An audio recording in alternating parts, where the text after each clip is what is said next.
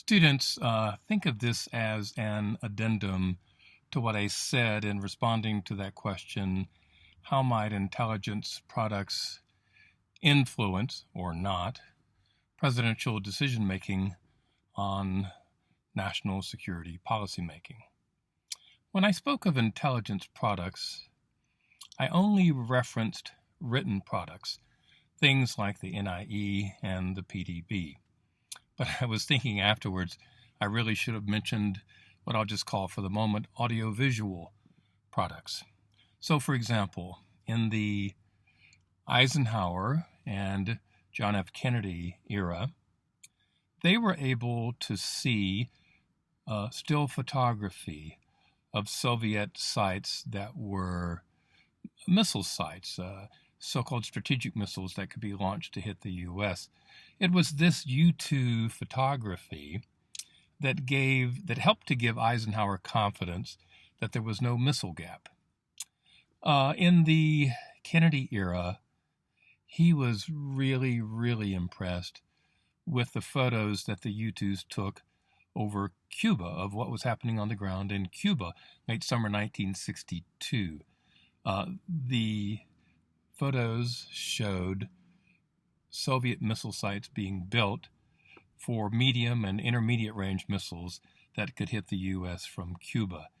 He was really impressed with the photos, and he was very impressed. Really, he was amazed at how the so-called photo interpreters, photo analysts, could make sense of what they were seeing in those photos. Similarly, in the Kennedy and then the Johnson era, they were shown photography of North Vietnamese trails that led through Laos and Cambodia into South Vietnam.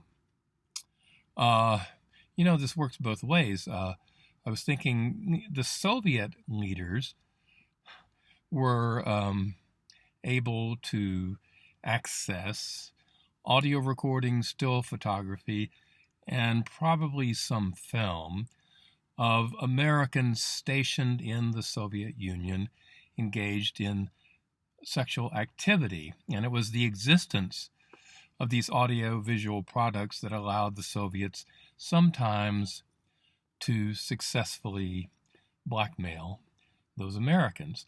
They tried to blackmail the very famous, powerful newspaper and magazine columnist Joseph Alsop.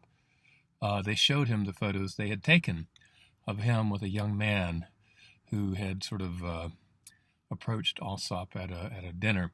Anyway, Alsop resisted the blackmail attempt, refused it, and almost committed suicide. Well, anyway, it's quite the story.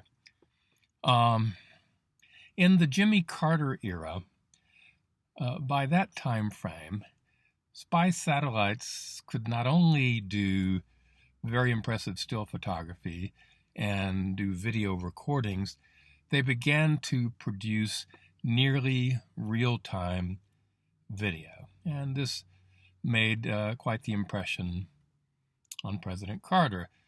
It helps you to understand why he supported his DCI Turner, who gave greater priority to the technical gathering of intelligence.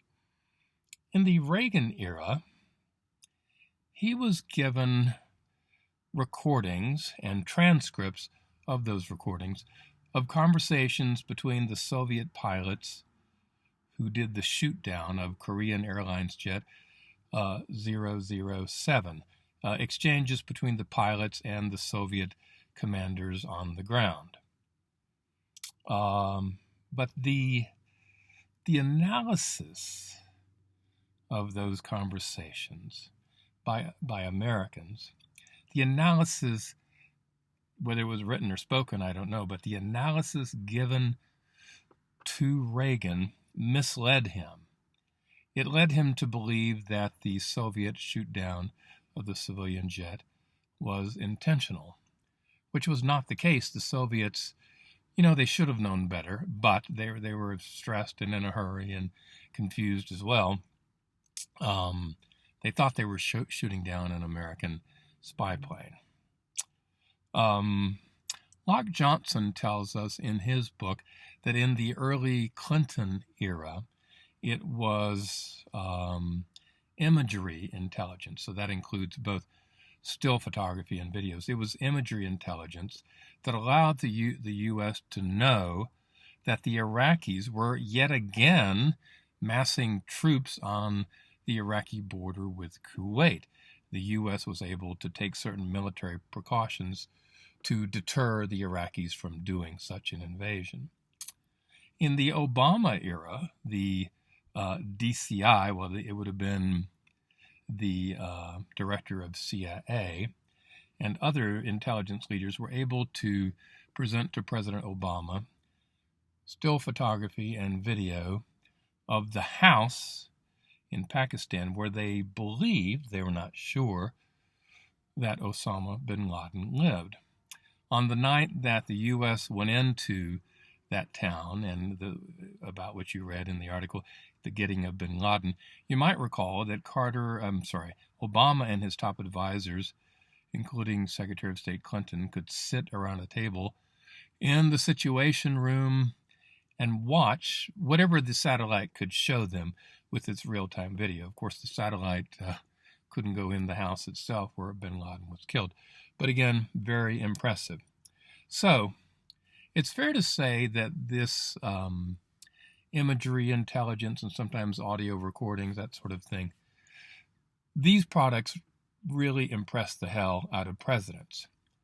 But I have to say to you, the analysis of what these audio recordings mean, or what the still photography means, what it signifies, what it's actually showing, what the video, whether real-time or recorded, what it actually means, what it signifies, this is at least as important as the actual products themselves.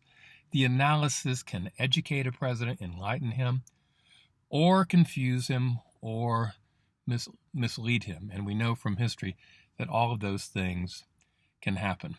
By the way, if you go to Google and use some, commonsensical search terms, or go to YouTube, you'll be able to listen to and see some of what U.S. presidents have heard and seen in U.S. intelligence history. Okay, that's all for now.